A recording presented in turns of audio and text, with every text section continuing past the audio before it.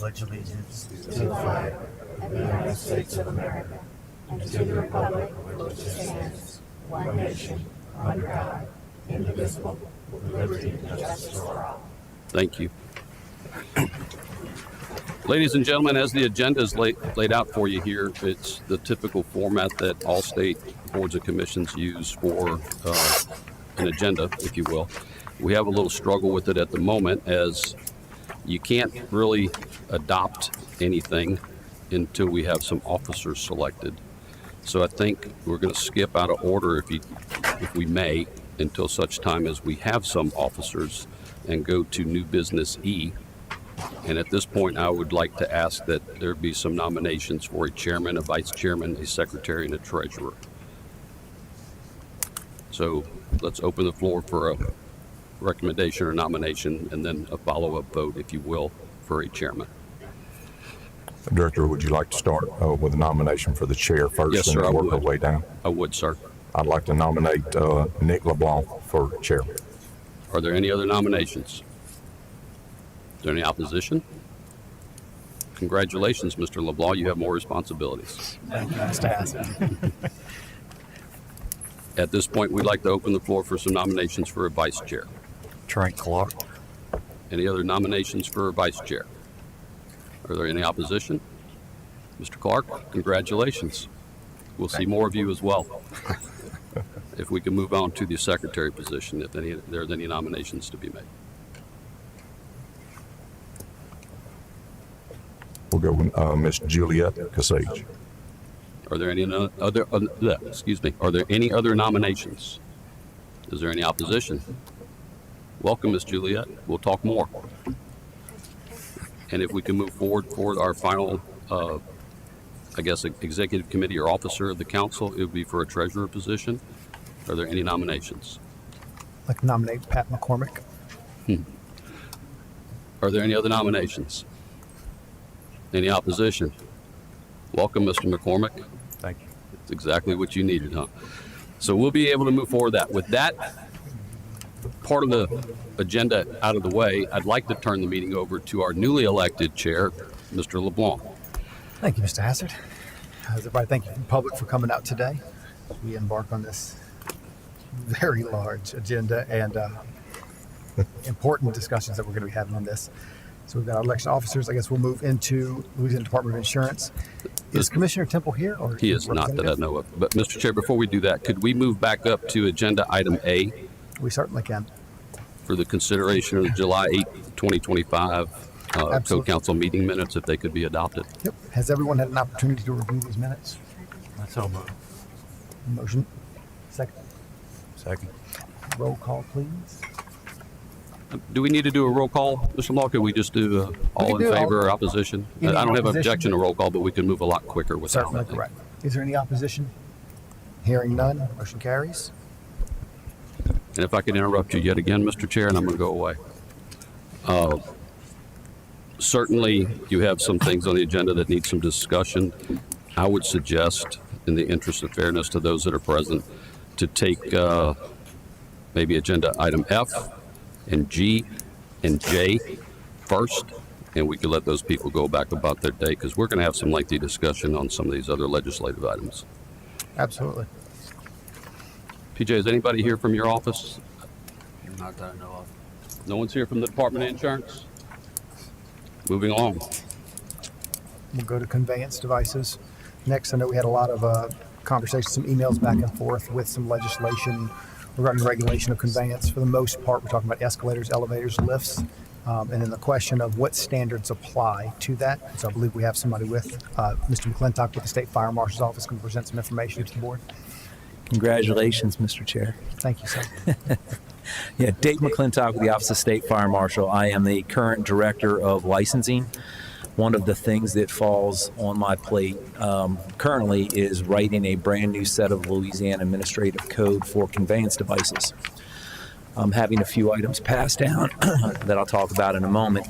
But just by way of background to bring everybody kind of up to speed, Louisiana is well behind the curve on the regulation of conveyance devices. I believe we are the last state to adopt meaningful regulations, which is not an envious place to be. We do not even know today how many conveyance devices are in the state, who owns them, how many there are. We guess, my best guess, comparing to other states on a population basis, is somewhere around 15,000 devices. We currently have less than 1,000 registered, somewhere in the 700-ish range. Law was passed last year that requires registration and annual inspections starting this January. This first year, assuming we can get where we need to go, will provide us with a baseline of what really exists out there. We'll know what exists, how old the elevator or how old the devices are, how long it's been since they've been inspected, et cetera. So it will bring us from a place of almost entirely guessing to a place of some degree of certainty on what our conveyance regulation space is actually consisting of. So that brings me to the conveyance device regulations that I'm writing. So the old way of doing things, which most of the regs are currently structured under, is we would name all of our standards on our own, ASME 17.1, 17.3, pick our editions, all of that. That is now the role of Code Counsel. Probably has been for a piece. We're catching up, I think, at OSFM.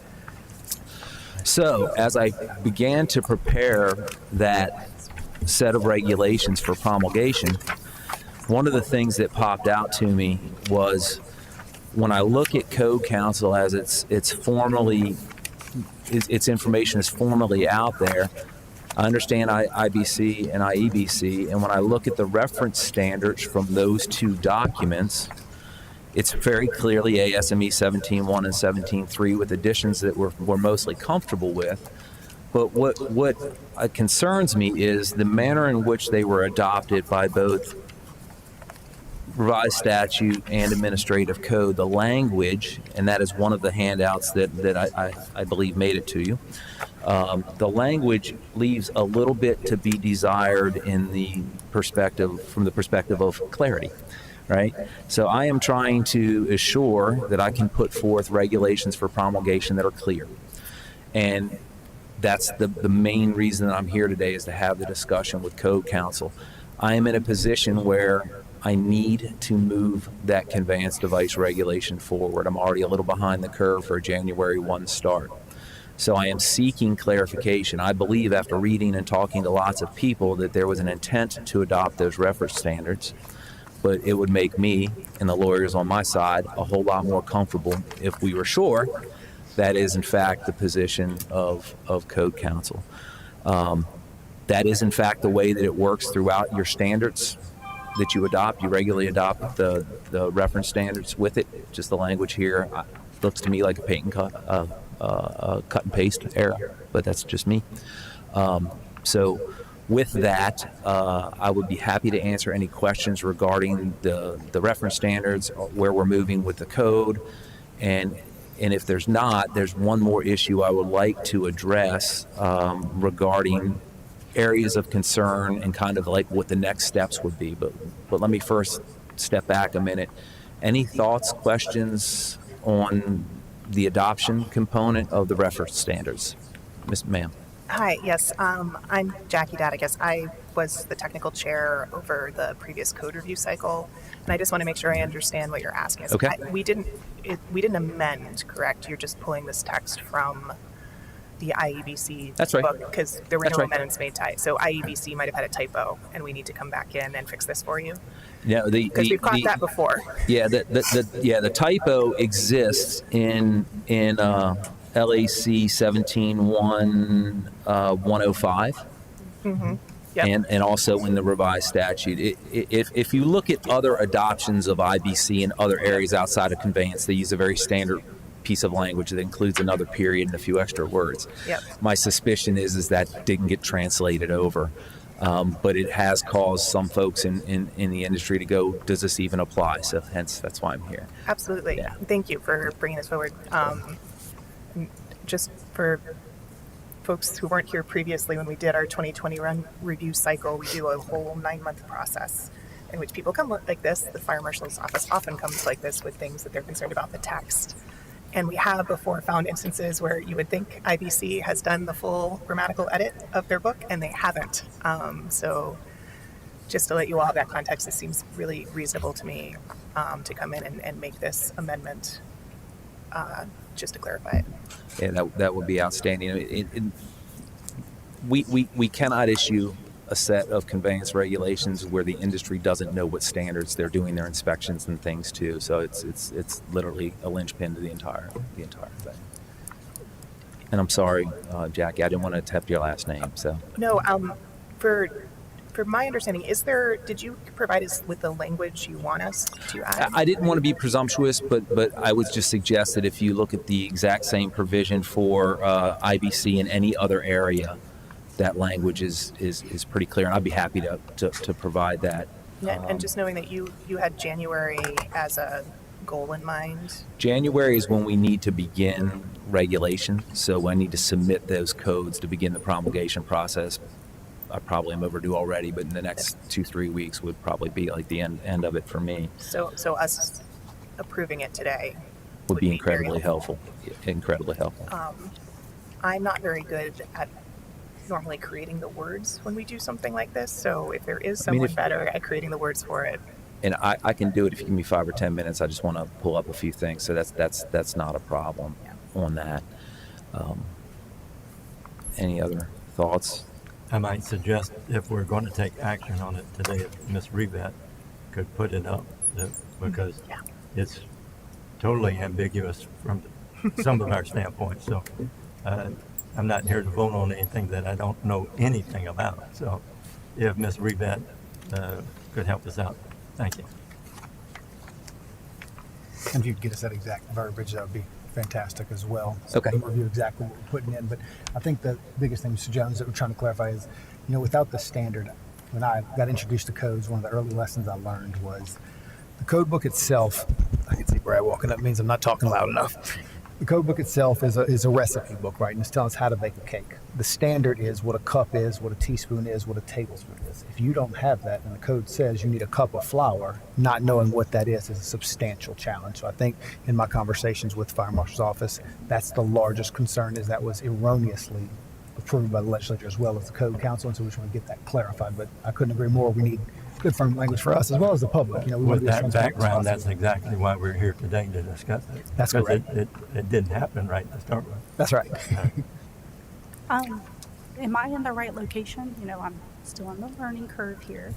So I think my understanding is it's not an amendment we've passed. It's actually the code book text. So, and I didn't bring my IEBC with me. I don't have access. Okay, so I'm sorry if I wasn't clear.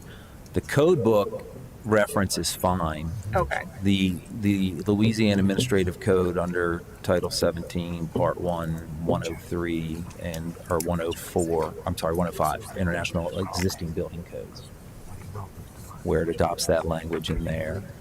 I think I may have a copy I can take a quick look at for that. And I don't have access to the code books at this Oh, time. I understand.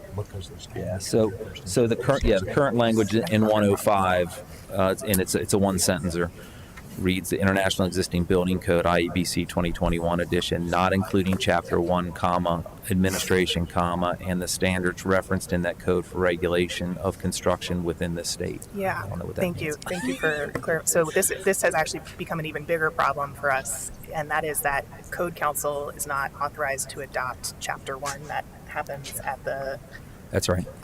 municipality level in the state, but the code book has moved a lot of these reference standards into Chapter 1 on the last 2 cycles, and so we have to pull it into the actual chapter. Okay. And so probably what we need to do is take whatever the words are in Chapter 1 and make an amendment into the chapter in IEPC below the conveyance piece that says this is the reference standard. I will leave the solution up to you. I looked at it as something that can be read both ways. This one person says, oh, yeah, of course they adopted. And the other person says, well, no, they didn't. So to me, it was an interpretive issue to some degree, but clearly whatever it is falls to Code Council. So I'll be happy to assist in any way. Am I incorrect in stating that if we can get to Chapter 16 of IEBC, that we're in the game, correct? That's right. Yeah. Joe, is that accurate? Yeah.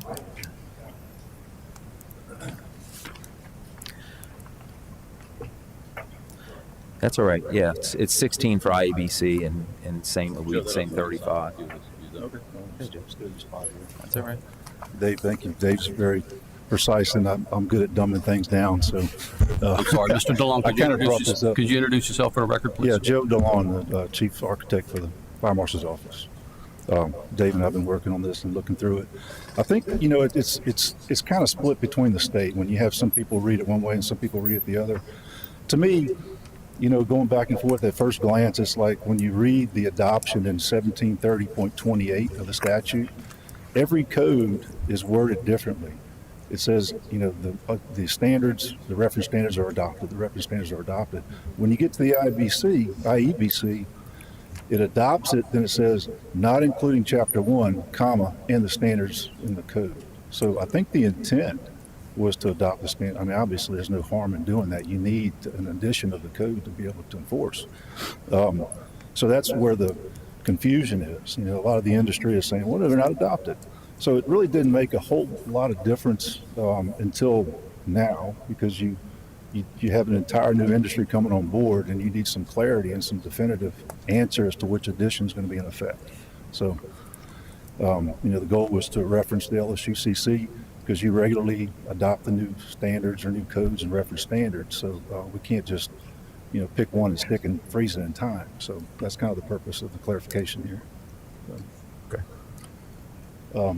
And if you need to take a vote, I would suggest if you look at the verbiage in the statute, my understanding is the rules are supposed to clarify the law, not change it.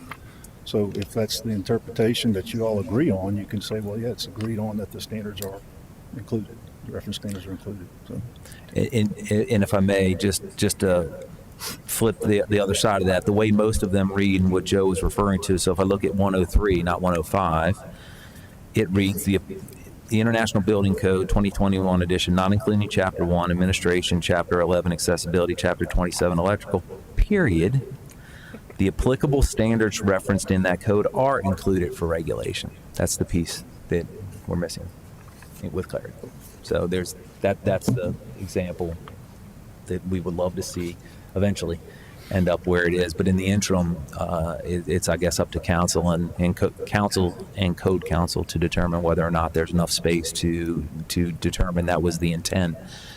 Without that, we're kind of dead in the water. Well, and I think clearly that's the intent of it. It's just the question of where do we insert it. We're bound to not modify and adopt Chapter 1 as a statewide standard, so it's just inserting it in the proper provision. I realize that the 103 and 105 may have that in there, but right. We just want to make sure on our end that we're doing that in the proper fashion so that, again, we clarify the law and not change the law. Okay. So if you can help with that language in, and then if we can pull Chapter 16 up in IEBC so we can get that inserted, I think that having that before so we'd be able to take a vote on that. Okay. Do we have quorum for vote yet, Brian? Yes. Okay, just want to make sure. So if you would help with that, Yes, sir. get that on the screen, and then y'all want to move down to another agenda item, obviously, while they work on that. Awesome. Thank you. Perfect. No problem, no. Just want to make sure someone didn't come in from Commissioner Temple's office. We do not have anybody from the Commissioner's office currently. We're going to move further down. We'll come back to that in a little bit. All right, let's move into item J, fortified roof discussion. We have Mr. Michael Schultz here with Roof Management Solutions, LLC. We're going to discuss some of the fortified standards in the state. Yeah, thank you. Would you please I'm just going introduce to take a yourself quick. for the record? Okay. Mike Schultz, Roof Management Solutions. I'm here. This is going to be real quick because I'm not here to ask for any final decision or to offer anything. I'm just here to make you all aware of a conversation that's going on, a couple conversations that's going on.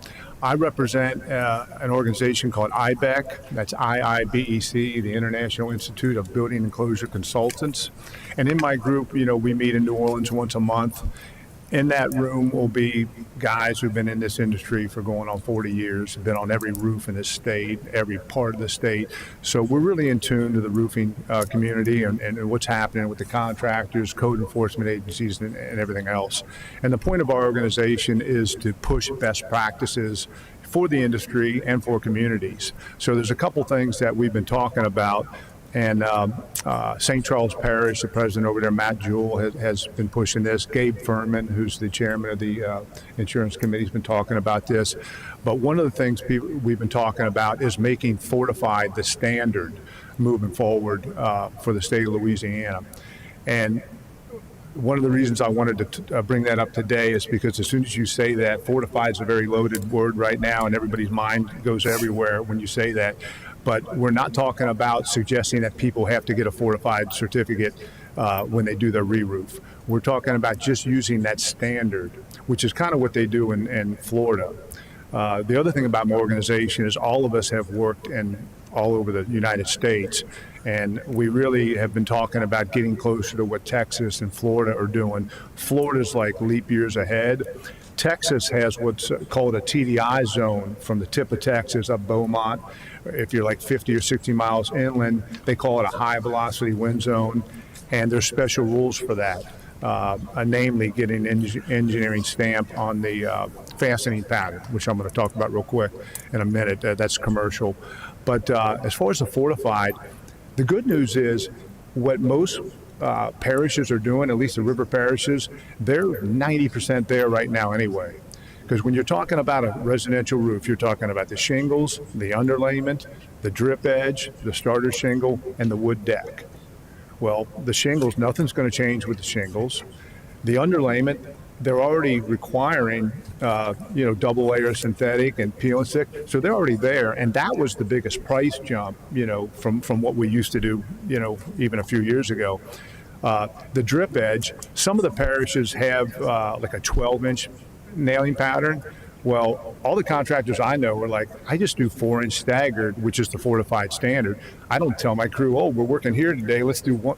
They're like, no, so they're doing that anyway. The starter shingle they're doing. The only thing they're not doing, that's the fortified standard, is nailing the deck 4 inches down the rafters. That's the only thing they're not doing. So if we're talking about making fortified the standard, we're talking about going this much more.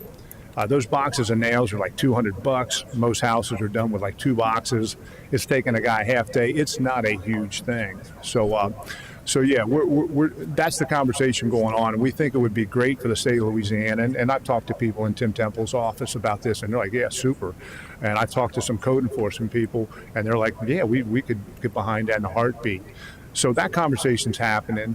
And I just want to make you aware of that and get any feedback, or not, if you want to give me any feedback on that. But that's kind of where we want to move. And we don't think we're going to get a huge pushback. But I did want to say, and it's very important, that we're not going to say that people should get a fortified certificate, because there are a lot of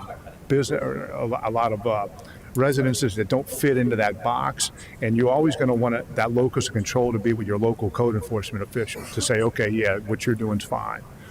So that's happening. The other thing that's happening with commercial roofing, and this is a real easy one, right now, if you're going to put a roof on this building, you go and you get your permit, you slap your money down, you sign a form, you're going to do it to code, all that kind of stuff.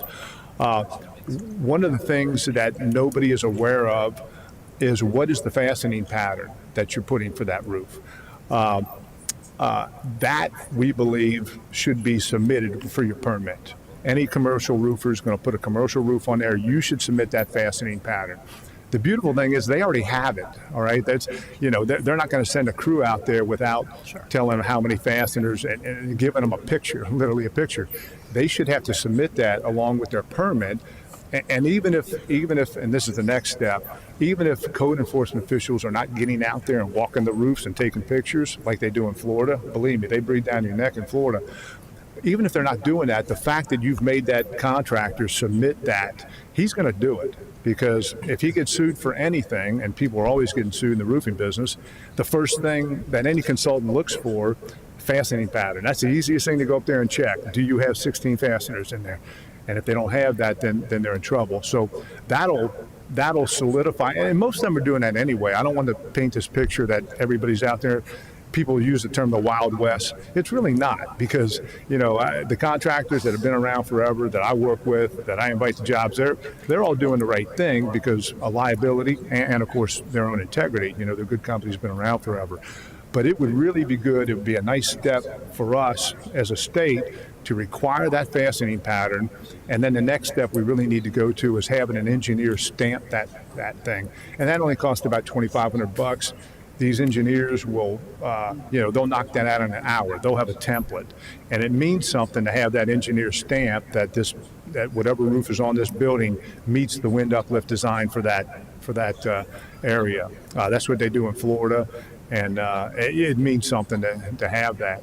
It's not real expensive, and it could be easy to do. So we're going to recommend that too. And my organization, IBEC, we can put together a Zoom call for all the code enforcement people and the permitting people.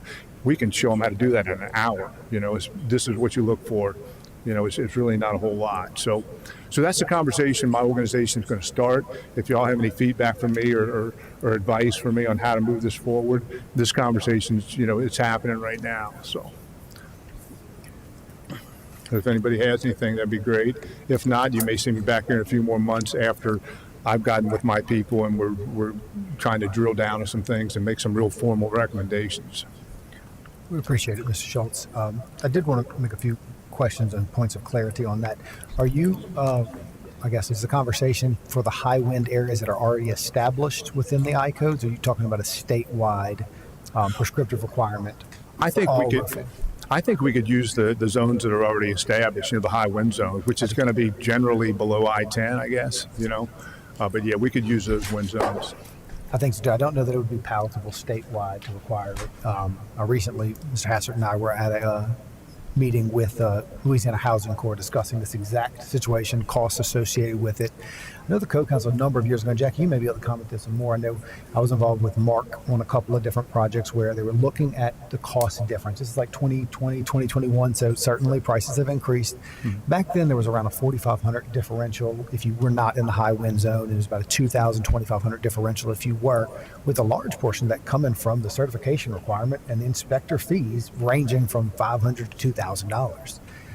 Recently, the state auditor did a great write-up. If y'all haven't seen that, I can push that out through Ms. Rivette to everybody, but it's a really interesting, kind of long, but great about specifically what are some of the cost-benefit analysis for fortified, how you capture some of those benefits.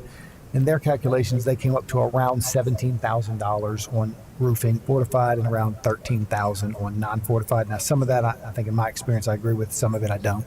It just kind of depends on what you're qualifying as a benefit to them. I do think fortified is a great product standard, if you will. I just think that statewide, that's going to be challenging. And especially if we're talking about engineering standards, we're bound by state legislation. We're not allowed to require engineering outside of very specific items within the building code itself. Mm-hmm. So I think that we'd want to stick to the high wind areas to just not cross that line as well. And then, let's see what else. Oh, the other thing, to make sure you're aware, I'm sure you are, especially in your industry, but for the general public to be aware, the state legislature did grant building officials the ability, not necessarily the mandate, but the ability to utilize photographs specifically for roofing. And so I know in my jurisdiction, I'm the director of permits and inspections for St. Tammany Parish Government. We mandate that as a requirement within our inspection process to get exactly what you're talking about. We want the documentation and the photographs to show, hey, nailing pattern was met, double pound, 32 layer or synthetic, whatever it's going to be. All of those things are part of our process. I don't know about how we would be able to mandate a process. That seems like chapter 1 to me, but I definitely think it's worth having the conversation of interjecting this into the codes. Fortified, it's a little controversial even with how the drip edge is installed is a direct conflict with the building code. And it's a standard, and so I think that building officials are given the ability to make that interpretation, but I think clarifying that regardless within the amendments is significant because I think some officials, I can tell you within my jurisdiction, some of mine have brought it to me and said, look, this is just an outright violation of the code. How are we accepting this? The Code Council did not amend it, and how are you overriding this as a standard, Nick? And so I just would love clarity across the state. I think that in my experience, the biggest thing I hear from every jurisdiction, every one of these meetings is we just want consistency. Tell us what you want us to do and we'll do it, but we can't bounce from jurisdiction to jurisdiction with the same rules and a different outcome. And so I look forward to this discussion with you as I think that, insurance is a major issue. And I'd love to see, again, with Commissioner Temple's office, talk about what are they talking to the industry? What is the industry telling us? So beyond just construction, but fiscal responsibility as well. I think it's a big part of this. I have a couple of talking points on this. I'm not a real big fan of the fortified whole ordeal because the roofing manufacturers has already had standards, and if people would follow the standards, if contractor would follow the standards of the manufacturer spec, the ideals are there as the fortified system. A couple of talking points on the fortified system that I don't agree with and I don't understand is the double layment of the synthetic felt. Being that we are in a condensation area, to me, it can entrap between the two synthetic felt. The way that we experience moisture here, it can entrap moisture. So, I mean, I think there's a long way that we need to go. I think the idea of enforcing specs is, I think, was what we're all on board here, and making an even playing field throughout the state. But just because somebody says that we're going to do something, this has already been, I mean, the manufacturer specs has already always been there. Nobody has been enforcing, correct? I mean, you know, and as far as that, these manufacturers are very good at what they do, and all their system, it's a system, and if it's followed right, it's gonna withstand. I mean, some of them, GAF out there, it has an infinite wind, which I'm going to question that, but they do if the system is used correctly. I think that the thing that I'm hearing is, how are we going to manage if it's done correctly? And that's the part that the insurance needs to get involved in too. So I just wanted to input that. My input. I'm very familiar with roofs. Put up quite a bit of them, and you know, ice and water shield on the whole roof is useless to me unless it's 3 on 12 pitch and lower. But it is what it is. I mean, if you use a standard and if you use a manufacturer spec, I think, and if that's enforced, I think that everybody wins. Yeah, and I agree. It's all about enforcement, and I think that's the main thing the Fortified program has brought to the industry is the documentation is the same as enforcement. So in a perfect world, we wouldn't need Fortified because we'd have enough code inspectors to be out there doing what Fortified evaluators do. So for now, I think it's good to have, you know, a marriage between the two. You know, you got the Fortified program, because I mean, whenever, you know, God forbid we get a storm, the code enforcement agencies are always going to be overwhelmed immediately. So having Fortified program out there, which is a de facto code enforcement agency, is what it is. But I think, having them work together is important. And it's the same thing. It's about documentation, which is enforcement. Yeah, I mean, I agree with that. I mean, I do have some. Like I said, he brought up the drip edge issue. I saw that. That is a big conflict there. So somebody, I mean, I guess I feel like we're kind of on the right direction of somebody getting a grip on managing, because if we all know, after these storms happen, you got about 10% of people that get permits, and the rest of them is just fly-by-night people that come in and end up putting the underlayment the wrong way. So that's the part that's got to be managed. Yeah, and we you know, the state's made some good moves in that direction. You know, requiring permits, and now to get a permit, you got to have the right license in. So a lot of things just went into effect August 1st, which was supposed to go into effect January 1st, but we put them on steroids. So that's good. But yeah, we're moving in the right direction, I think. Thank you, Ms. Charles. Any other discussion on board? Just to end in conclusion on this, Nick, you were talking about the geotagging earlier. Yes, sir. Photographs. Okay, I just wanted to make sure we was on the same page on it. We do have the ability to, I believe, get to a common ground on this subject matter, because we have something on the agenda. The SR 200 basically was where the legislature wanted us to create a committee to study this fortified best practice. I don't like the standard use of it. I just don't care for that terminology. I think it's best practice. What I'd like to see in our committee when we establish it is maybe look at the code, because I've talked with several people with ICC and trying to look at the correlation of this fortified best practice and how it will relate and tie into the 2024 code. I think that may be something that we all can consider when we move forward. But just to give you the peace of mind and the general public, this matter, I think it's going to come together in some shape, form, or fashion by us establishing this committee and being able to provide feedback to the legislature on the fortified best practice program. Yeah, I agree. Okay. Thank you. Any public comment? All right, hearing none, we'll move on to the next agenda item. Thank you. Thank you. Thank you. Mr. Chair, if I could interrupt yet again, Yes, sir. after I promised I wouldn't. Mr. McClintock, could you join me for just a moment? Dave and I had discussed the issue with the conveyance.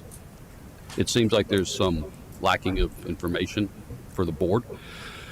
My recommendation, certainly you do not have to follow it, but I think it would be a great idea, is let Dave forward some information to Ms. Rivette. She will forward said information to you in the next few days.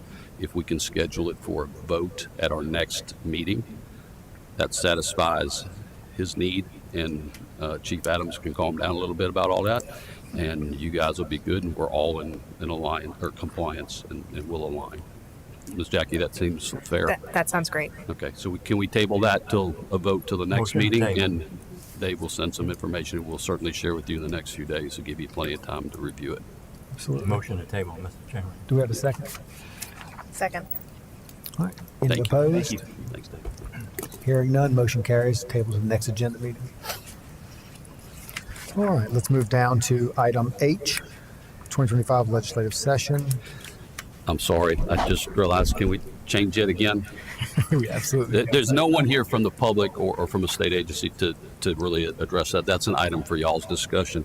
But Joe DeLong from the Fire Marshal's office is here, would like to talk a little bit about something that you guys needed to discuss anyway, which is Act 534. So if we can move I up Absolutely. to wherever we are now. Yep. We'll move to I-24 legislative session, Senate Bill 489, Act 534 discussion. Well, thank you, Joe DeLong, State Fire Marshal's office again. Thank you, sir. I didn't have anything to vote on today. I just wanted to kind of throw this out there because I know it's, first of all, welcome to the council. I know this is changing a good bit, and you're trying to get your bearings today. If you're familiar with Act 534, it seems like it imposes a lot on us, but it really doesn't, because we've been actually doing a lot of work for the past couple of years on what we're doing.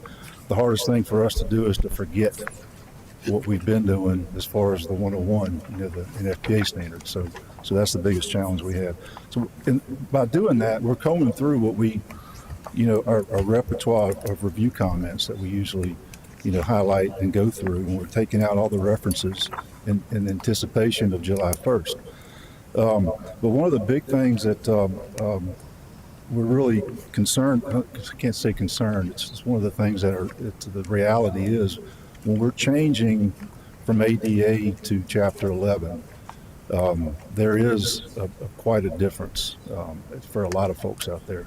And we're trying to highlight those. I know there's some publications out there, and probably some other folks have done it.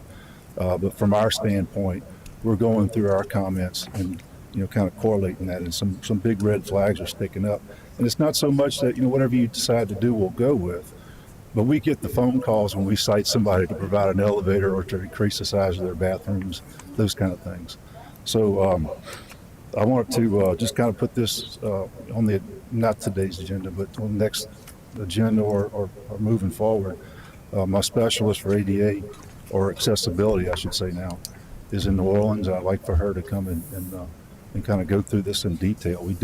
We're kind of honing in on a comprehensive list of what we feel needs to be addressed, at least for, just to kind of compare and see what kind of changes are coming to the public. At the same time, when we're going through our comments, the legislation takes away NFPA 101 from everything except Group I and Group E. And, you know, eventually we like to wean off of that too, if possible. But there's some concerns right now that, well, first of all, there's federal legislation, regulations that require NFPA to apply to certain group high occupancies. So until they can figure that out, I guess we're stuck with it. But for Group E, you know, some concerns. Nick, I think I showed you one of mine that, you know, when you have some of the exceptions in IBC that don't account for smoke compartmentation, you know, it needs to be addressed, probably in my opinion. Some things in the IEBC that, you know, I'll give you an example. Historically, we've required a 2-hour separation between a sprinklered portion of a building and a non-sprinklered.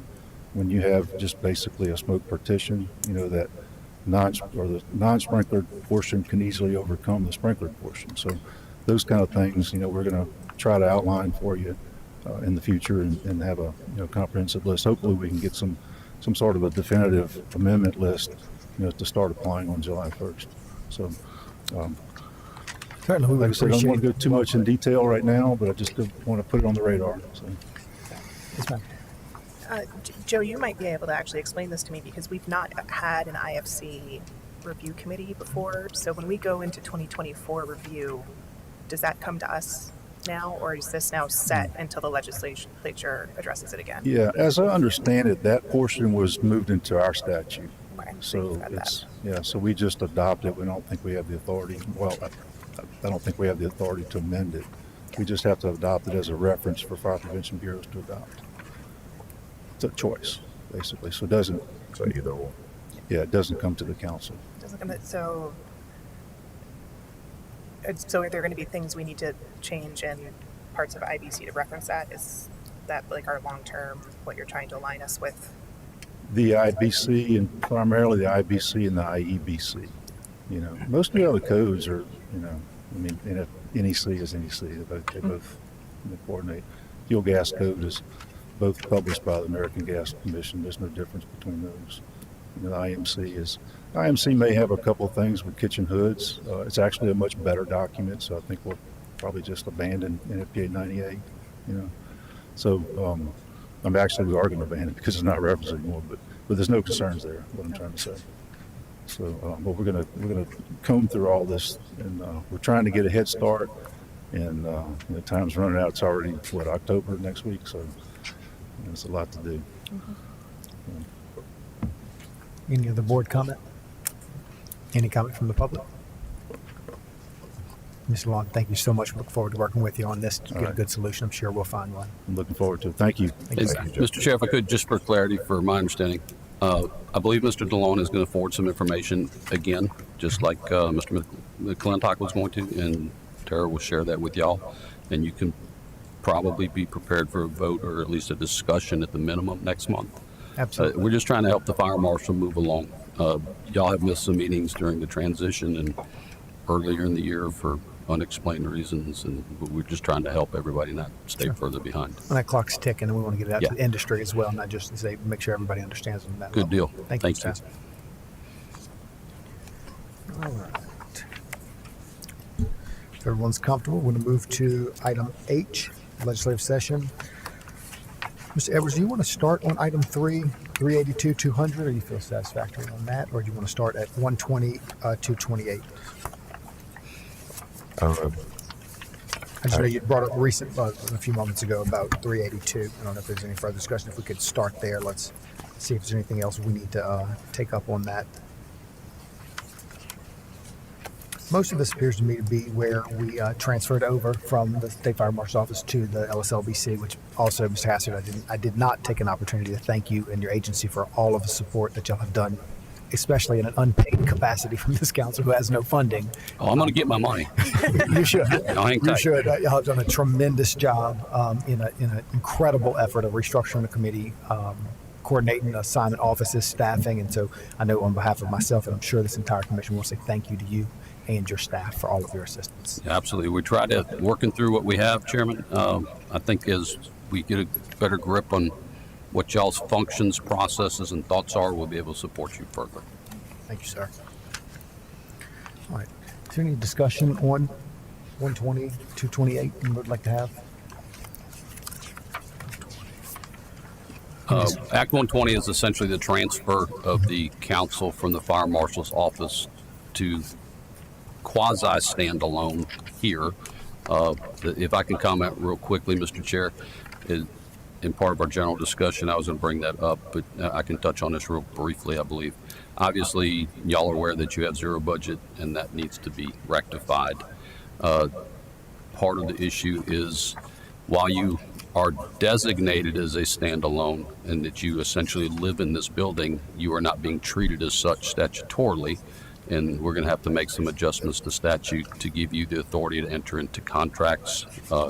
At some point, you need a lawyer, as much as we all probably don't want that, but you don't have the ability to enter into a contract with a lawyer. In the meantime, as a lawyer or counsel, I guess we should say, would be necessary for this, the Contractors Board is going to, again, assist you with that, and we'll work that out. But you need some standalone authorities instead of just saying you're standalone with no authorities. And that's one of the biggest struggles. But Act 120 really essentially constitutes this board differently than it was previous to August 1. And it just moves your meeting location here and the administration, if you will, of the board's processes in the background, the registrations of officials, etc., and all the back and forth with legislative acts to push things into rule and statute. We'll handle that for you, hopefully efficiently, once we kind of get a handle on number 1 and 17 and 55 and everything else Tara and I have no idea about yet, but we're going to get there. That's my comment on 120, if anybody has anything else. Thank you. Any comment from the public? Hearing none, we'll move on to Act 239. So my understanding of this act, and I think it's relatively straightforward, is really clarity from the legislature regarding re-roofing permits, and roofing permits as a mandate across state. I think everyone up here is pretty familiar, and I think the public that's in attendance today is aware of that as well. Is there any comment from the board on this or the public? Hearing none, move forward. Let's see.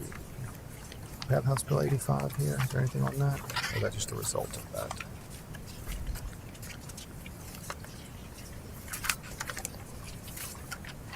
All right. We'll move on to item 3. So this is a Senate resolution. Let's see. 382. Director, would you speak a little bit on this? For the record, it would be Senate Resolution 200 and House Resolution 382, which Yes, are sir. essentially the same. I just want the record to be clear on that. My comment on that very briefly is I have no idea, but I do understand that the council in the past has prepared significant information and has probably done this in different formats 2 or 3 times.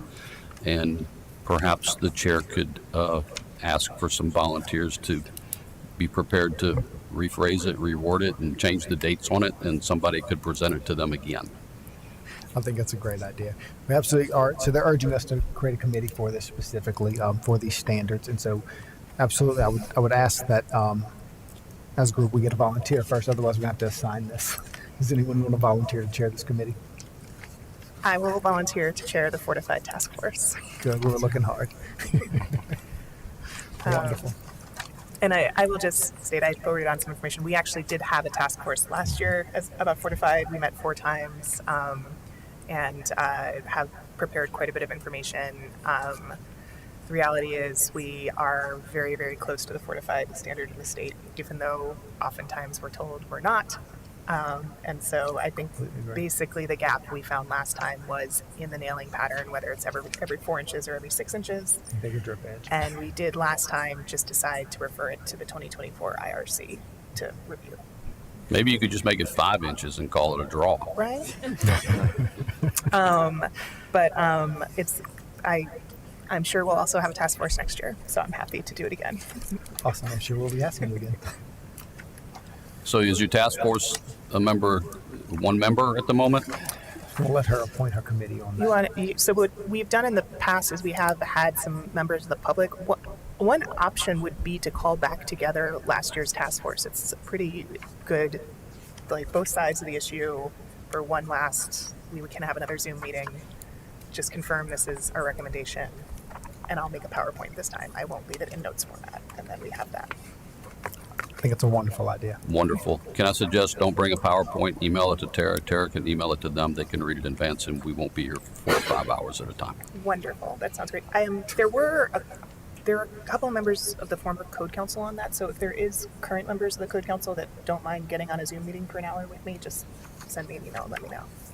Absolutely. Mr. McCormick would love to get on that. I've seen him shaking his head. So we have 2 members. Absolutely. I'm in. And as Mr. Hassard said, House Resolution 382 and Senate Resolution 200 are basically the same thing, so I'm not going to go into further comment with that, as this committee will address both of those. We'll send resolution to both of them, of those committees. All right. Any comment from the board on that, Mr. President? Any comment from the public? Hearing none, we'll move forward.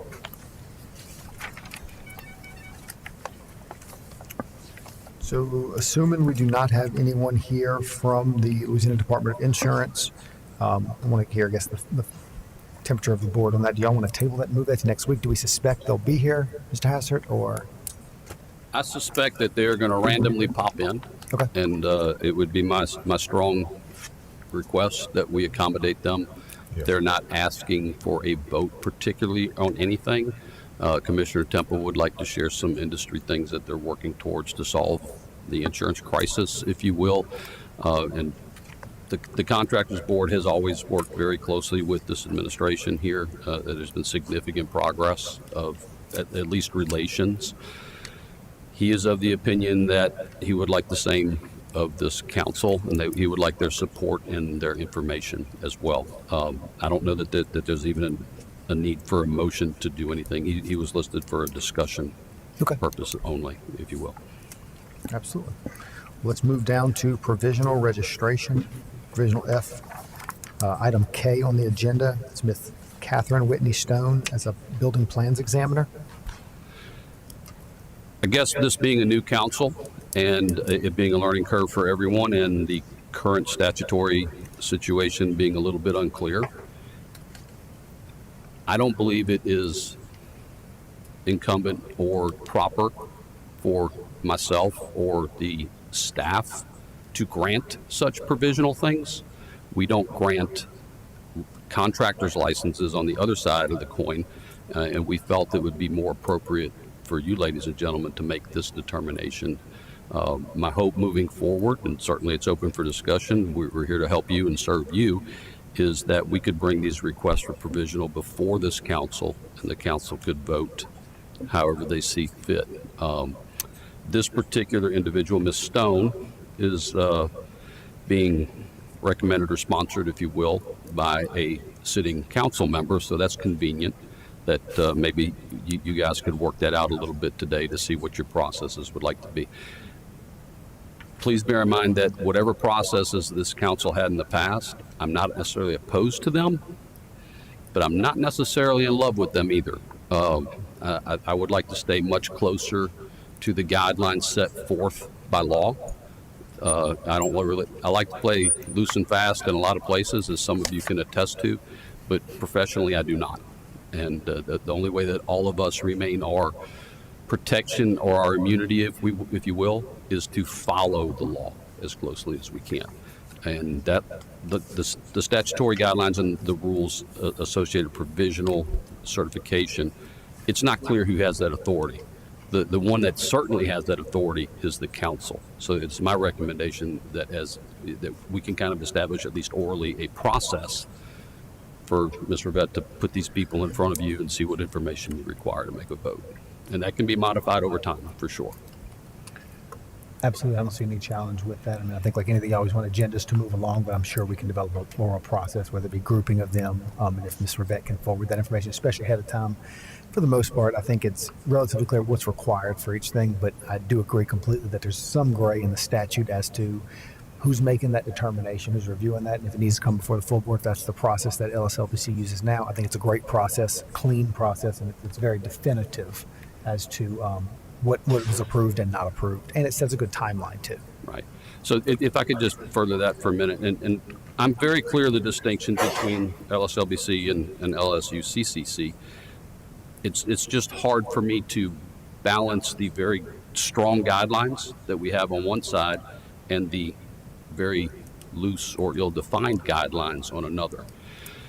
It is my hope moving forward that this council can adopt some practices that can minimize your meeting time. Hence, we're going to try to forward you all information that is available to us prior to your need for a vote. While it may be exciting to have a 4-hour PowerPoint on roofing patterns, I don't know that anybody really wants to be here that long. Most of you are somewhat, if not intimately familiar with some of these topics here. Again, my suggestion is there's a varied expertise or knowledge base on this board. Sometimes you got to trust people, right? And that's just kind of where we're going to be. I think we'll try and push some of that type of, in my opinion, and certainly want the board obviously be in agreement, to the committee level. Let them do that and get a recommendation from the committee. I think that we all understand That's my guy. and respect each other in that those types of things will do that. Whereas this meeting just has the potential to grow dramatically out of bounds as far as time is concerned. Yes. We can certainly respect everybody's time and trust that those committees are making the recommendation to the full board. And if there's questions, of course, we can always elaborate and ask for more. And certainly as things go forth and there's been an error made, we can make adjustments. That's Yep. very simple to do. I guess the other thing that I would like to ask for you to consider, and I don't know where it would be appropriate at this point, is, as the Mr. Chair had said, the Contractors Board is very clear on the authorities that they've given to staff. They give that to us by resolution or by statute. There are none that I see here. So if you find there's things that you don't necessarily want to handle, that you feel that could be handled by staff with guidelines, y'all figure out a way to make that happen and we'll handle it for you.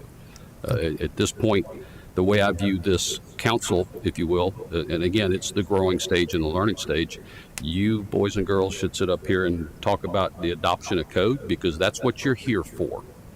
The issuance of registrations, et cetera, for different types of building officials, while it is somewhat clear, there's also some challenges to be set forth in the issuance or even the renewals thereof. We're working through some suggested processes to bring to you for your approval. The way that the Contractors Board has done that is they have set forth what the requirements for licensure would be. And as soon as they're met, the board has given staff authority by resolution to issue said license. Years past, you would see, and Mr. Jones can attest to that, we would see the agenda items that have 300 new licensees on them, and the board would vote on them. The board would vote on them en masse. And that was a slow month. Yes, sir. Yes, sir. They are no longer on the agenda. We have clear statutory and regulatory authority that as soon as requirement 1, 2, 3, 4 are met, the staff moves forth and issues. So they don't have to wait for the next board meeting to be issued. If the requirements are met the third day after application, that application is turned into a license. So just things like that that we can handle for you, we would like to, but I don't know what those things would be yet. And I guess as we move through it, we'll figure it out. Absolutely. We certainly look at a process. And I think about renewals alone. I can't imagine if we had to get every renewal before this, what that would look like in a time perspective, a paper perspective, everything. But we certainly need to develop a process to give the administrative flexibility, especially on some of the clear cut and dry requirements. So we'll have to determine that. So, Mr. Chair, maybe we could discuss that a little bit further. I've got a few notes that I'd like to have when we move back to D for general discussion. But what would y'all like to do with the issuance of a provisional registration for Ms. Stone? I've got a few talking points on that. I think the RS statute spells it out. It's crystal clear on what is needed in order for a provisional F to be granted or denied. The biggest issue that I see about tabling those provisional F requests, let's keep in mind, a provisional F is only going to be permitted through governmental entities. So we're not talking about third parties. If you look at that, people from these governmental entities that are trying to take advantage of the provisional Fs, they're under the gun. So for us to say that we can receive these provisional Fs and have to table that until our next board meeting so that we can vote on it is doing, in my personal opinion, an injustice to us trying to assist that governmental entity on getting an employee where they're understaffed. There's an obvious reason that they're trying to apply for a provisional F. They don't have anybody to do the job. So they're trying to do, think outside the box and take advantage of what is provided in the statute. So my recommendation in dealing with these provisional Fs, I have been in the past, before the transition, taking care of several of these provisional Fs. And the entities that submit these, they're obviously in tune with what the RS statute requires, and they provide all the necessary documentation in their request. So all it is a checkbox. It's not my opinion. It's what the statute says has to be fulfilled. So with all that being said, I think it's a great hindrance to be able to have to table those requests to come up for, before the board for a vote. I do not agree that is something that board should have to worry about. I'm in strong promotion of us taking those requests. Tara could vet them through just like I vetted them through. If there is a discrepancy or is there something that she needs clarification on, I think maybe we could maybe it needs to come to the chair and administrator for a second opinion or for a clarification. If they check the boxes on the request, what is the difference in her approving that provisional F as a new registration comes in? The new registrant does not come before the board. Mr. Edwards, while I support that wholeheartedly, what I've been driving towards is I would be much more comfortable if this council would clearly delegate that authority to staff. And you could do that by motion today, and we will follow up with a formalized resolution for next month. I think that's definitely the cleanest process as well, would be to do that, especially to get Ms. Stone through the process as well, and any other that come between now and the next meeting, as Mr. Edwards was just detailing. You certainly don't want to hem these communities up where they can't perform inspections, especially in light of some of our smaller communities really understanding the significance and trying to come into compliance. When you put a roadblock in front of them, it just creates greater problems down the line. So could I hear a motion? Okay, let me help you. A motion would go like, I would like to make a motion to delegate to staff the authority to grant provisional licenses. So, I'd like to make a motion. Motion by Mr. Jones. Do I have a second? Okay, somebody speak up. Come on. Second. All right. Any opposed? Hearing none, motion carries. And then we'll have a resolution put forward. We're working on Congratulations, that. you just made your first motion, council. Good job. And Ms. Stone got approved. That's wonderful as well. All right. Do we want to get into general discussion now? Do we need to get into executive session? I don't have a need for executive session unless you ladies and gentlemen do. Wanted to make sure there wasn't anything on the line that I wasn't aware of. I know with the new formation of this group, wanted to make sure there wasn't anything. Okay, well, let's move into general discussion. Mr. Hassler, I believe you have a few things for I us. have about a page. Okay. Yeah. Some of it is probably new information. Some of it's going to be old information. It's more housekeeping in nature, I guess. The one thing that I'd like to say for those that have not been here in the past is I want to represent the board's wishes. I want to clearly communicate the board's wishes. My problem is I don't know the board's wishes. It's I keep saying board, I apologize, the council's wishes. I think I can become much clearer on that as we move along. In the meantime, though, I do have some things that I would like to discuss. One of the major points that I struggle with are your current rules and guidelines and statutes and bylaws. Is there any place you'd like to start, Mr. Chair, on those three topics, or That's how a you want large- me to handle that? I'd like you to begin with. I think that's a large item that you have before us. Okay, so I think that all of you have seen or have at least been sent your bylaws. In the very near future, I would like to have a discussion perhaps next month. Then everybody's had some time to look at that and discuss that amongst each other, but certainly not in a public meeting forum. I see no need for your bylaws. Everything that is in your bylaws is already covered statutorily or will be. Okay. Just bear that in mind. I will tell you the Contractors Board, which regulates 31,000 contractors, 31,000, with about 2,500 violation cases a year and about 15,000 investigatory processes, has no bylaws because it's covered in statute. Your statutes are a little bit challenging in some ways, but bear in mind, just because it's not in a statute specifically related to the Code Council, that there's not other statutes that address it. So if you would take a look at those, and maybe we could discuss those next month. Absolutely. If you find the need for them, I don't object. I just don't see the purpose of them, and y'all haven't followed them. Well, the previous council didn't follow them very closely either way. I don't have any challenge at all with that. Is any board discussion on that? I think it does need to be revamped. Absolutely. Yeah. Revamp or revoked or however we want to move forward with it. I mean, statute certainly guides what we do, and if we've got clarity within it, I don't think we need that another layer of things. If there's things that aren't covered in it, well, then I think that we should probably at least resolve to those things if we do, in fact, get rid of some of our bylaws. I'll take that as almost a win. We'll go forward from there. One of the things that I struggle with is your current statute requires 2/3 of a vote of the council, not of the sitting members of the council, not of the members present at the council, to effectuate a vote either way. I don't know anybody else that does that. Do y'all want to?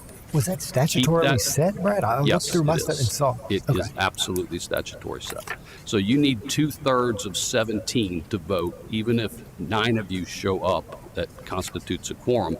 If you saw me counting, I was excited when somebody walked in. I think it was Mr. Ken, because that gave us our 11.6777 to be able to vote on something today. Because otherwise we would not have Anything. officers or even anything. So that's something I would like to address statutorily. There's many things that are very confusing statutorily. Some things that I find are very limiting to you as a council statutorily. Your application process is absolutely terrifying to me for the certification and issuance of building officials. One of my wishes, if you will, is I would like to change the word registered to licensed. There's some great benefits in that. It gives the council tremendous authorities for issuance and discipline thereof. As a licensee, you would fall under portions of Title 37, which is the occupational license standards. Registering is, I'm a registered voter, and you can't do anything to me. That's what you get. Excuse me. And you guys know that there are some challenging individuals in the inspection world, and you will hopefully be seeing them in the next couple months for some action to be recommended for you to take. And it would be a lot easier to call this in the beginning and stop this before it ends up to the extremes that it has under Title 37. Obviously, we've talked about money. You have known. We're pretty clear on that. But money is something that you have to have. I don't know the answer to what you need, because the bookkeeping is, while it is not wrong, it's a little bit gray, where some things that perhaps have been provided for you have been provided for another section of that state agency, so it was dual purpose. Well, you don't have that opportunity anymore. You don't have the funds to mandate or to follow your mandates as far as training requirements go already. I'm thinking you need about $900,000 annually to do that effectively. My position on that is I'm going to ask you to move forward and try to implement a small fee per each permit issued in this state, $3 to $5, somewhere in there. The problem with that is you don't know how many permits are issued in this state because you have no mandatory collection point. So we're trying to get an estimate, a pretty closer than a wild guess estimate of that, and see what that fee should be. That's one thing. And as I mentioned, there's no data, and I would like you to consider moving forward with a centralized data collection point, at least for the number of permits. Gives us a little bit of tracking. Bearing in mind for probably a further discussion, not necessarily statutorily at this point, is as from the contractor's perspective, which I see clearer than I see from your perspective so far. I'm trying to gain some insight into this extremely technical, complicated system that y'all have, and we'll get there. Contractors are frustrated, as I think someone mentioned earlier. If we go from jurisdiction left, jurisdiction right, the code enforcement process is different. The permitting application requirements are different. So the one thing I can tell you is I don't find anything uniform about the Uniform Construction Code Council. I've heard that frustration expressed by many of you already. Let's consider moving forward with something uniform statewide. This is a state authority. While the local jurisdictions have some ability to make some adjustments here and there, I don't necessarily love it, but I don't hate it. We'll have to work through that. You have to set a standard somewhere, and there is no standard, but that standard is to be set by you, ladies and gentlemen. So just some thoughts on that. Certainly we'll have some more discussion moving forward. One thing that we did not discuss formally, and I think it's something that we should, is two things, actually. And there's going to be a different opinion of importance of this, Ms. Jackie, but I'm going to do mine first, okay? We have to find a meeting date and stick with a meeting date. It seems like in the past y'all did the previous council did the first Tuesday of the month. I'm sorry. Okay, I'm going to suggest that we try the first Tuesday of the month because then you don't have to cancel on the off year for Mardi Gras. There's no holiday that I've ever found that's the first Tuesday of the month, unless it happens to be New Year's Day. So what do y'all think? I mean, I need you to tell me what to do because your meeting dates are not statutorily set. But I think in fairness to the public and the building officials and y'all in industry and the architects and the engineer board who are blowing me up because they weren't formally notified of the change in the meeting date, can we pick a day? We can set a calendar. We can publish it on the website and move forth. Absolutely, we can certainly do that. I think it's important, especially if we're talking about the potential for some disciplinary measures. I think that it's critically important to set those dates, give people an opportunity for that due process. I'm personally comfortable with the first Tuesday, like Mr. Hassert's saying. There's not a whole lot that comes up on that work-wise as well as holiday-wise. Does the board have any discussion on that? I'm good with it. It works for me. My only request is we start at 10 a.m. My only request is that you start at 6 a.m. I know. And I know that there's a struggle for those with children and travel. I want you just to bear in mind, I'll start whatever you want to start. If you want to have this at 7 o'clock at night, I'm good. There are going to be days you're going to be here from 10 a.m. till 5 p.m. It's entirely your call. I think it's worth a conversation within the board itself. I'm an early riser. I'm an early meeting person. I love getting them done for that exact reason. My concern is as we move further in the day that we have some things that don't work out for quorum, parents, getting kids from school, that kind of thing. So I prefer the early meeting. I certainly respect Mr. Jack's opinion as well on that. And so I guess I'd like to just have that discussion of the board. What are y'all comfortable with? The Tuesday, I believe, seems to work for everybody. What about time? How do y'all feel on that? I do like the morning. It's just normally I'm coming from New Orleans. This morning I have to be coming from Lake Charles. So just having that extra hour to 10 a.m. Y'all want to split it? I say 9:30. That's what I was All right, I got 30 more minutes. 9:30. Cut the baby in half. I'll take it. And do we need any formal for that, Brad, or y'all think we can have I would like you administratively? just to make it a motion so we can publish it so nobody yells at me later. I'll make a motion. Second. Motion to set our meeting up for 9:30 a.m. first Tuesday of every month. A second. With no end in sight. No end in sight. There we go. Any opposition? Hearing none, motion carries. Mr. Hassett, I had a quick question on that last Yes, sir. section you brought up. We're talking about fees. Right now, have we purged the rolls? Have they ever been purged? This is my diplomatic I can face. rephrase it if needed. No, you don't need to. I just need to think how I want to say that. We're in the process of evaluating the data that has been collected, and we have some questionable items, and we're trying to verify those before we move forward. Okay. I just mean as we move into the idea of licensing versus registration, which I think is certainly a good idea from my position. I think it's obviously a decision for the full board to make. There may be some opportunities for that fee collection, especially if we're looking at some of those budget allowances needing to get up to $900 million. It may be something that after the purge with renewals and initial applications where we set some fees for that. Right now, there are none. I'm not aware of any license that I hold. It's a lot of different things where I don't pay a fee or an annual renewal. So I don't know that that's foreign to the public, and I don't necessarily know that that's unpalatable to the public. And so I think that may be a good revenue stream for us to consider as well. I think it'll be a much smaller one. However, it could be viable.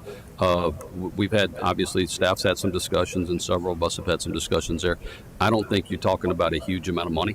I hesitate to say it's $20 or $100, but I don't think it's going to be $500. And, there's no need for that. And to be honest with you, the number of new applicants that the council has annually is something that our licensing department, which Terry used to handle for many years, handles in about a day. So it's not a big deal. I mean, the administrative costs of processing the licenses have come on the front end of the data collection and transfer. It will not be very significant at all in the grand scheme of things moving forward. It is just kind of where we're at. As far as if we can go back to regular meeting dates, and Mr. Chair, this is something for you, I guess.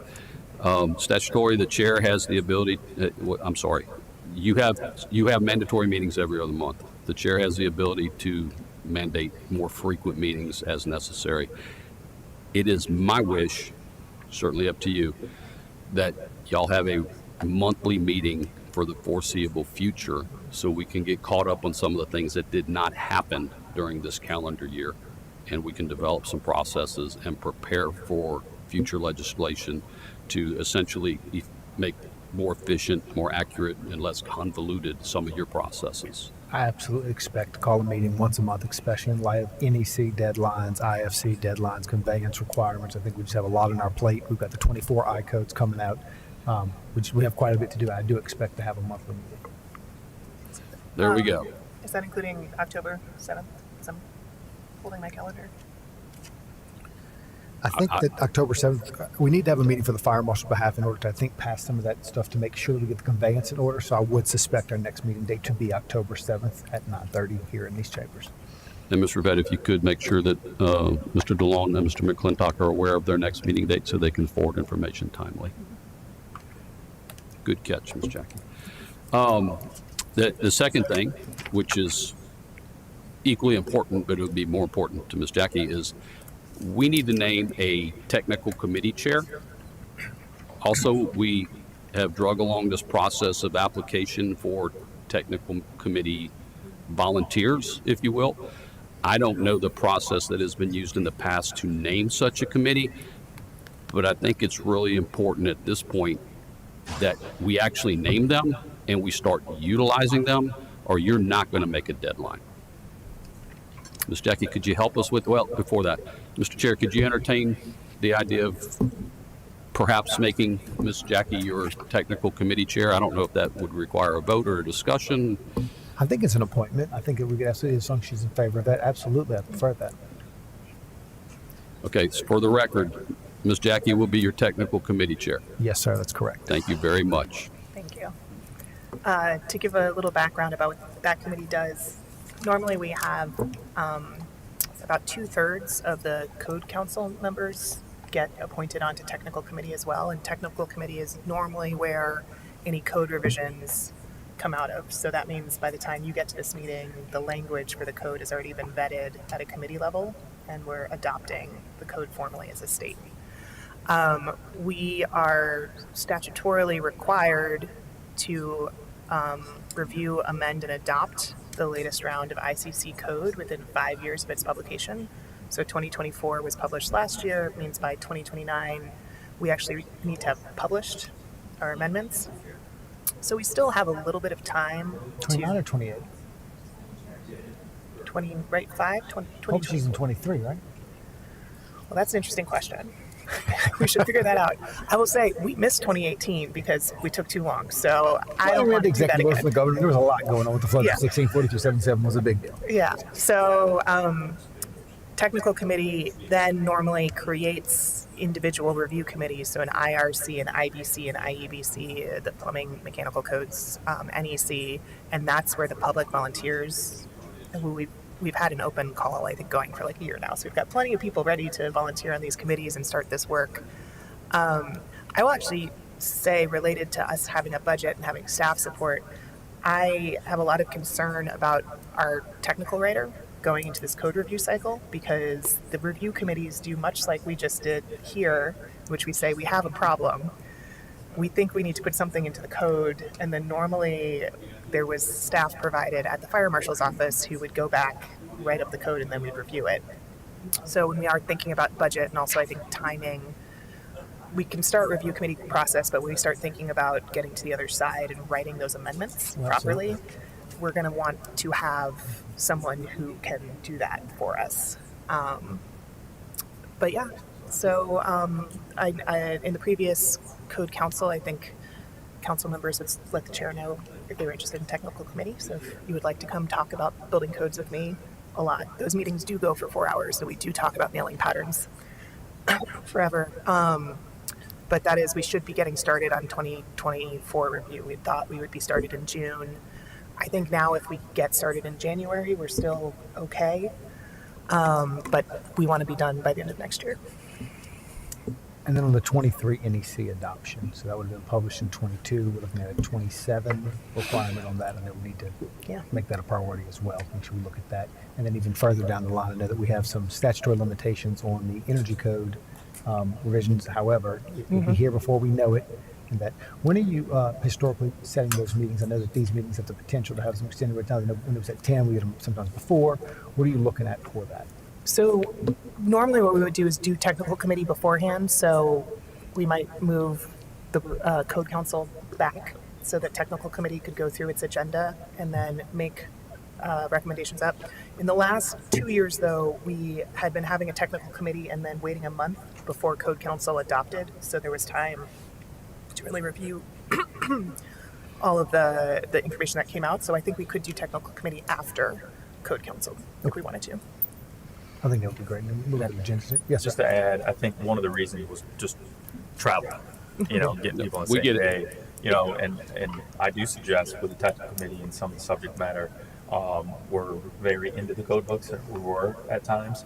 And if we have a platform where we can still get public comment, but do it virtually, I could not agree more. and to get into another cadence to help speed up the adoption process, And I would suggest it. the review committees have been virtual since the 2021 review because they're not taking an action of the council. We debated whether that was true for technical committee or not. I'm really open to having that debate again about whether we have to be in person or not, because again, it's not the actual act of the council. The council then takes the vote that makes it code. I was going to ask, next comment was, how do we get that to virtual to make this a little bit easier? Travel's a big thing. It's a diverse board across the state, which is great, and it's supposed to be. And it's a lot of travel. So what ends up happening is you don't have quorums, things don't happen, and we fall into that rut that we've seen previously. So I'm in full support of virtual. Yeah, Ms. Jackie, if I can just ask, just for some clarity, you've done them virtually, correct? Have you had public comment availability on that? Yes. And you guys do not vote on anything, So the review committees make recommendations. The but it's not a IRC vote. review. So you might agree to make a recommendation, but the not council binding. takes no action. Yeah, the technical committee takes a vote because that's normally the members Sure. of the code council. But it's not a binding vote. It's not a binding vote. Code council takes the final. Correct. So we, And how many members would typically be on a technical committee?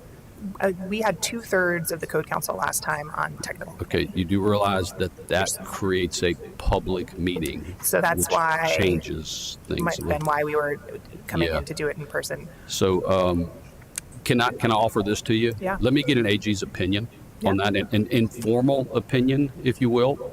And certainly I think we all want to follow the proper guidance. And I'll share some things with you for email, and we can have some discussion that way. I agree that the travel is disastrous. I mean, it's 55 hours to Shreveport for, however long it is. It's ridiculous. But yeah, you guys got to get together, and it seems to be a lot more available to everybody that way. But let me see the legalities on that. And I apologize. I'm also not a lawyer, but I know when the state did revise its laws around public meetings, They did, very much during COVID. We somehow got not included. So if we could go back and revisit that, our ability to maybe once or twice a year do virtual meetings. I'm going to object to that wholeheartedly right now. I just want you to know. But whatever y'all want to do, that's up to the council. I like a public meeting for any action being taken. I think that it's important. Well, to have. you can't take a disciplinary action without Correct. a public meeting. I mean, and it can't be virtual. And you guys are going to have disciplinary actions forthcoming, probably a lot of them in the next 12 to 18 months. And the way that they are going to end up falling is they're most likely going to be summarily suspended under Title 40, the public safety aspect, that they will be required to make an appearance, and we will be required to bring forth our allegations at the next meeting of the council. So that may be something that you guys want to do. I'm just thinking it's going to be very challenging in the future. In the immediate future, if you I will. don't think we can get, like I said, not a public meeting, not exceeding quorum on our committee's ends. I think that was probably a big part of that as well, was just meeting after meeting after meeting having to come in. Whereas if we can eliminate that, I really feel like we can be successful with having these here, especially in light of disciplinary measures. Yeah, and I think I understand your position on that. Perhaps some of the meetings in the past were not very fruitful. I'd like to suggest that we all work towards getting caught up and soon going back to a every other month meeting, unless of course is necessary. Yeah, I think that's more, and I think for me it is actually more about the technical committee level. So getting to the point that, because those meetings can be extremely long, and they actually work much better on Zoom when you can present and share your screen and look at the code language in real time. And if you guys can continue to do that, I think it benefits the council as a whole, as long as we can develop, we being y'all develop some trust in your technical committee, and you get the information beforehand for a vote. And you might have been talking, Brad, but I did note the need.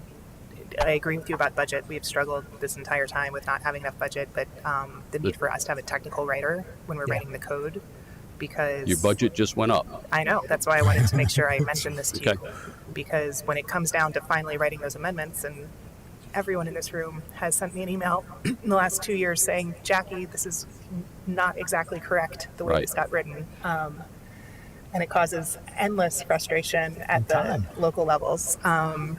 So making sure that is in the budget request. And as look, well. we're going to have to have some discussion, certainly not today, about what you would like to see in a budget and what you would like to accomplish, and therefore what we would like to propose to legislature to gain you some funds.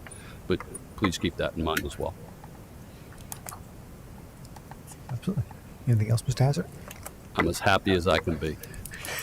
This is my happy face. I hate to see your mad face. You've seen it. Absolutely. All right. Do we have any other items on the agenda to discuss outside of public comment? We have some comments from the audience, if you will. Yes, I mean, we're going to open for public comment. If you could just introduce yourself for the record. Good morning, Jacob Weaver. I'm the building official of Lafayette. First, congrats. I know we all have our work cut out for us in the next few years, but I think we do have good building officials, a good council, and hopefully we can work to those solutions. I am the education chair for the Bowl board. I am president-elect. I think we are already late, and we always are trying to teach the codes after they're adopted. So, we really are trying to change that kind of approach. So next year, look forward to more classes, more, community involvement. And, one of the things we talked about was the mandated process for permits. And, I know some people don't have software, some people do. And, but it is partly the major problem is that, we go to this jurisdiction and they're registering these things and they're not registering those things. And if we just enforce licenses and enforce, I think we would get a lot out of that, so public forums to try to teach and say, okay, this is what you need, and hopefully we can create that process, a proper application for everybody to go through for that. Towards the fees, collections, I will speak to that.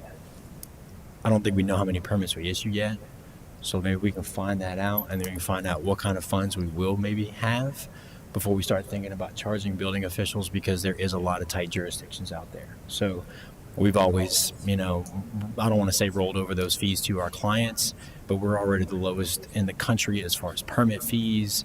And then the services that we need to provide back for them is just not there. And, I don't want to say clients and need to be paying for that fee, but, our projects need to go up. So we're looking forward to that. And last is the roofing enforcement. So in Lafayette, it's been a really big blank area.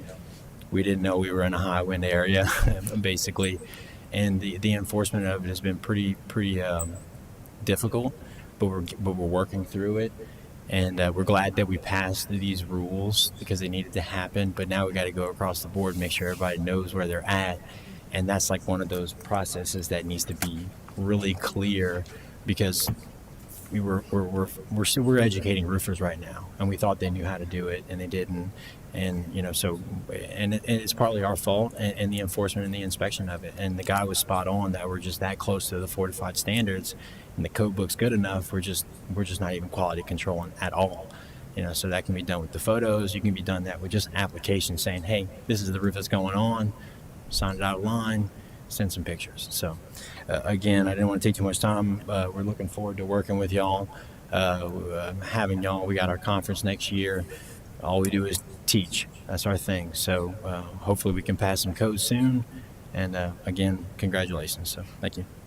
Thank you for your time, Mr. Jacob. I think you've got some really good points, especially as we're tasked with adoption of building codes and training. So I don't know that we've ever, as this commission, newly formed, but even previously, looked at an idea of best practices for administration of the code itself. But I think that is a critical thing for that stated goal of consistency that we're looking for, is who needs to be registered, who's required, what state laws are mandating licensing, which is a huge problem statewide. I can't tell you the conversation Mr. Hassert and I have had specifically on jurisdictions illegally issuing permits to people that are not qualified to have those permits. And so that, I think, is something when we get through this code cycle that may be good for our off year of, let's look at some best management practice training for some of these different groups, and then look at how do we handle the permitting and documentation to the state level as well as to the LSLBC. So if I could just comment on that, I've told Nick and maybe several of y'all, and I know I've told the contractors board staff, if I could get the permit officials to do their job, I'm firing my investigative staff. And for those of you who are looking at me blankly, those without a license should not build a hotel. Those with a home improvement registration that allows you to paint and change your kitchen cabinets shall not build a gas station. Those with an electrical license shall not install 70,000 gallon underground fuel storage tanks next to a school. Those are the permits that we see. And that's what funds the board very well. I think some education and some training. I do know that there's politics that are in the world of building officials. A statewide collection issuance system has the potential to eliminate a lot of those pressures, if you will. I don't have all the answers to how that needs to come together. I've never filed a permit in my life. I have a builder. He does my stuff. I don't know what he does. I'm assuming we're correct. But as far as the fees goes, as Jacob mentioned, I don't know that the fee structure needs to be towards the certificate holder or the registrant, but somebody's got to pay it. And, passing it on to the consumer is what government does. A small $3-5 fee per permit, I don't think anybody's going to fuss about that. I don't think we're suggesting $10, $20, $30, $40 in the grand scheme of things here. Moving forward money-wise for the council, it's my thought, my suggestion, my position that you handle your own direct costs, obviously. Staff costs, a very small percentage of personnel. I don't even think we should even address the building issue. It's already here. It's going to be here either way. Equipment, computers, vehicles, whatever, they use them already. The grand scheme of things, the investigative staff is not going to spend a significant amount of time on building official and issues. Perhaps once the cleanup, if you will, wraps up, I don't think that's going to be 3% of their year. The number of officials that y'all register currently is not even 2%, not even 1% of what they handle already. It's just the work comes into the implementation and the transfer thereof. So I don't think you're going to look at a significant amount of funds to operate, if you will. I'm envisioning more of your funds towards some good training, some frequent training, and maybe some efforts to centralize and collect data. But sooner or later, you got to pay for Terra, because I'm still paying for Terra, and Terra belongs to you. That's what I just wanted to follow up on what Jacob said. Absolutely. I think the statewide, if we can get to statewide reporting, it takes the politics out of it. It takes down to the conversation to elected officials simply. Same way I have it with FEMA, right? We're a CRS community, and it's like, you understand I'm going to report this. I'm mandated to. So this is going into the people that audit myself, you, all of us. And so I think that it's a good thing overall when you have that. And I think it is a good education opportunity for a local official to be educated when we get the call from your office, say, hey, did you cut a permit loose? Well, sure. Okay, you're not really allowed to do that. So it opens those doors for the conversation where we all get better as well. And if those of you that don't read the news, I don't really like the news, but you should probably read the news. There's a lot going on in various government agencies as far as construction, permitting, bid letting, or lack of bid letting, if you will, in every region of the state. And I assure you that the Contractors Board is the one that has brought all of those to light. And like Nick said, he is a mandatory reporter in certain things. So are we. Besides, we like to tattle on people that do things wrong. We have a wonderful relationship with the U.S. Attorney's Office in all the districts. We have a great relationship with every district attorney who's interested, and we will assist in the prosecution of a dirty contractor or a dirty public official all day long. Y'all can help clean this up.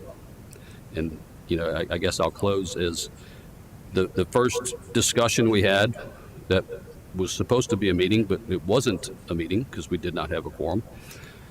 Y'all are a public policy driver, and I think that's kind of a change of the way that it has been viewed in the past. You define construction costs to a certain degree. You define the project cost towards the individual, the business, and certainly government.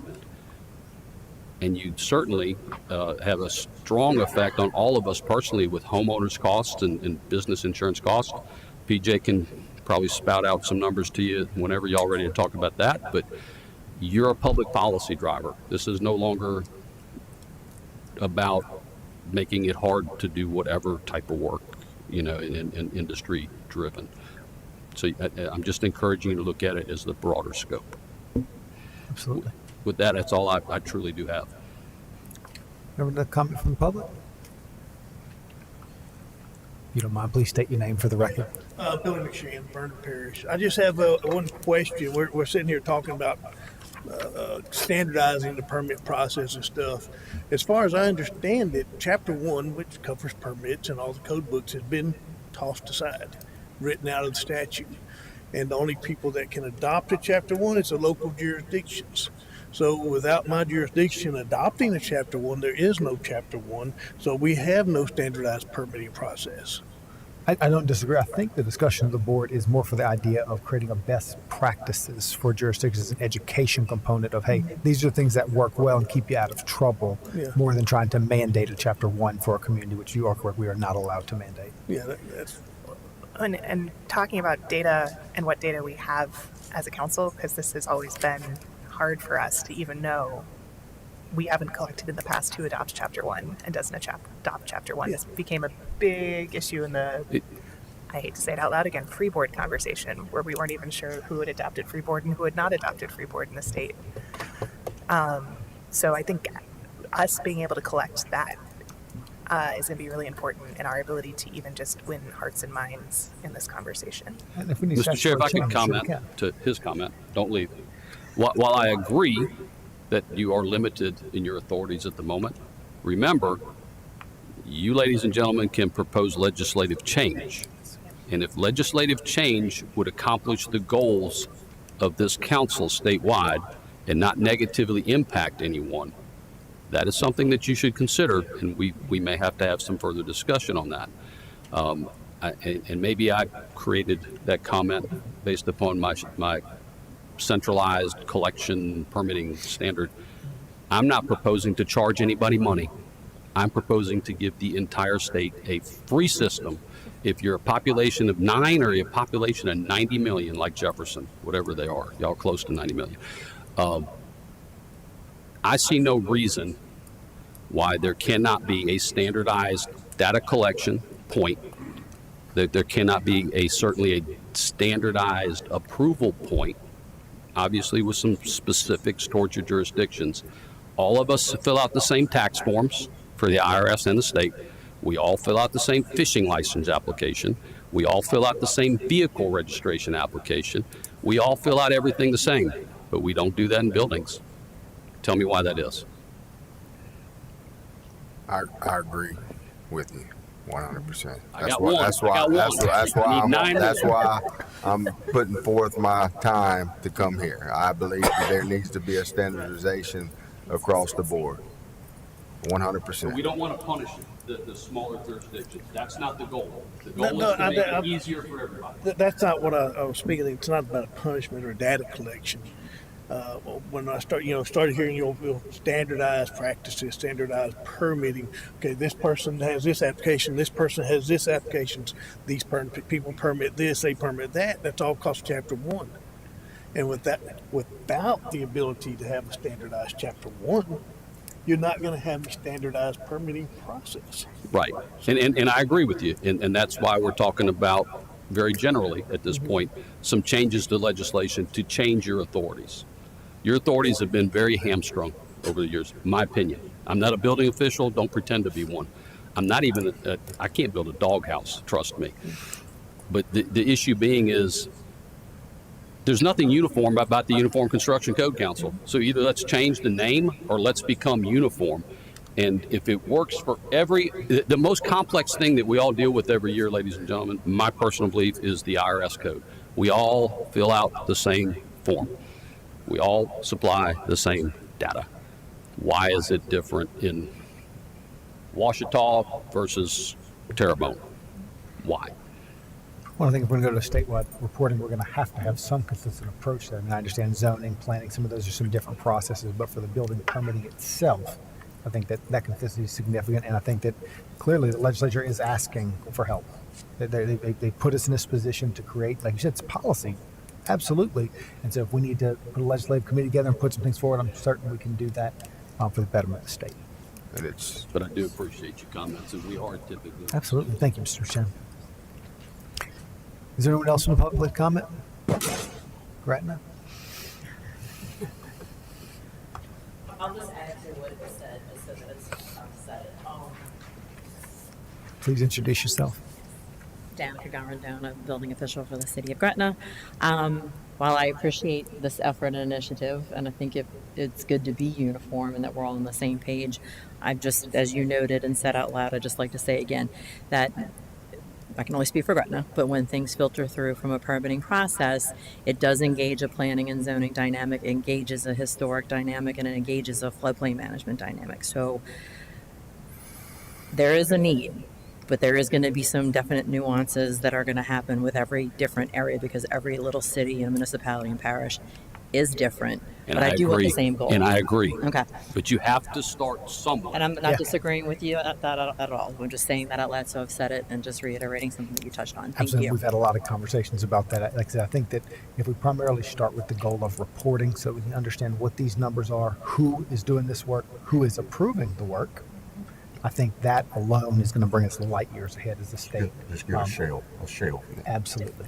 For instance, what we're talking about is, as a general right now, not all parishes or permitting offices if you want to just pick one, require stamp plans. I mean, that would be one step towards making insurance go down, because I mean, that means if I don't require a stamp plan, then I can go build you a doghouse for your house, because the engineers are not stamping these. And look, there's a hidden blind spot. You know, what's going to happen in the future is the insurances will start wanting to know what was your rude load calculation. And that's where we're going with this. And if we don't uniform and require certain things across the board, and it can start as simple as that. I'm not talking about the floodplains. I'm talking about starting with one simple. That's just my comment, and that's why I'm here. Absolutely, and that would take, again, some legislative change, which I think that, again, the legislation's open to say that, especially as we're in the insurance crisis that Louisiana is absolutely in. So I'm excited for Commissioner Temple to come and speak with us as well, educate us as well as the public as to we have to make some significant changes if we want to continue in southern Louisiana specifically. Mr. Chair, could we ask PJ Odom, one of your council members, to address something real quick for me? Absolutely. That I think will help. PJ, it's my understanding that the insurance companies struggle to write insurance here. I think we all agree with that. And their struggle to write here is we have no data to support a rate. We have an actuary void, if you will. That's correct. The insurance depends on data. If you just apply it to everything else that you do at insurance, they want to know how old your house is, how big your house is, when was last re-roof, when was this, when was that. Your car insurance is the same way, your health insurance is the same way. There's actuary data that's compiled. We have nothing to give the insurance companies.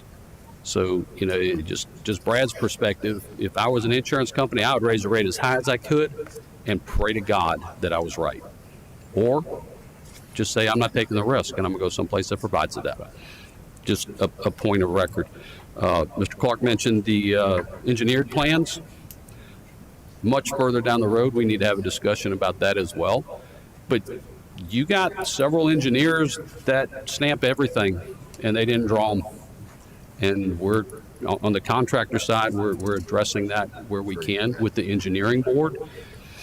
They don't have quite the strong position on it that we do, but they're working towards it. They recognize the challenge. Everybody's kind of working together these days instead of different departments that are siloed off. So I think this is, like you said, the ripe opportunity to address things through a change in legislation. Mr. Jacob? I think we're diving into the legislation part of it a little bit, and we got our work cut out. But to just say to your effect of the stamps, bottom 20 parishes is the issue. And we hit these thresholds of the code book is requiring us to ask for stamps. Yep. Half of those parishes are requiring the stamps. And I have builders who are building $1 million houses and they don't want to stamp their plans. So I need and I'm like, now I know I'm steadfast I'm correct in calling it like it is now, and I am requiring those stamps, and it is changing a lot of hearts, let's say, in Acadiana.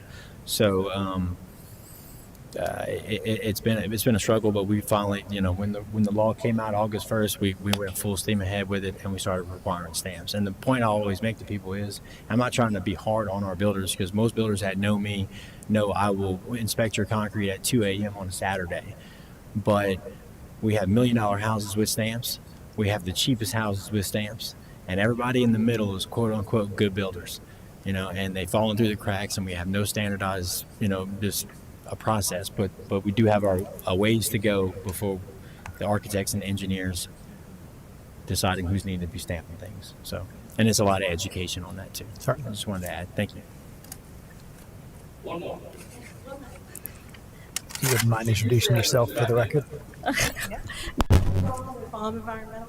I work as a party, so I thought that now we're in that topic that I know, Brad, you had said you wanted to address third parties, because I'm registered as a third party, and a lot of municipalities need technical help, so we need to address third parties and how they work with municipalities. That's another topic that we need to address, because that's an issue in rural communities who need third parties to come in and help. It's a really gray area right now. So it's something that can help rural communities with technical help, outsourcing certain technical aspects or reviews or inspections. And so, there's a lot of things that, a lot of municipalities don't know how to handle that, or rural communities. So that's another topic on third parties. I feel like I have to respond to that. I'm sorry. I'm trying to tell you it's my last time, and I know I've said it 8 times.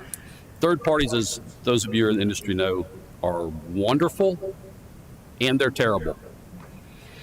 The lack of regulation, if you will, as to how people contract with the third party is a recipe for corruption.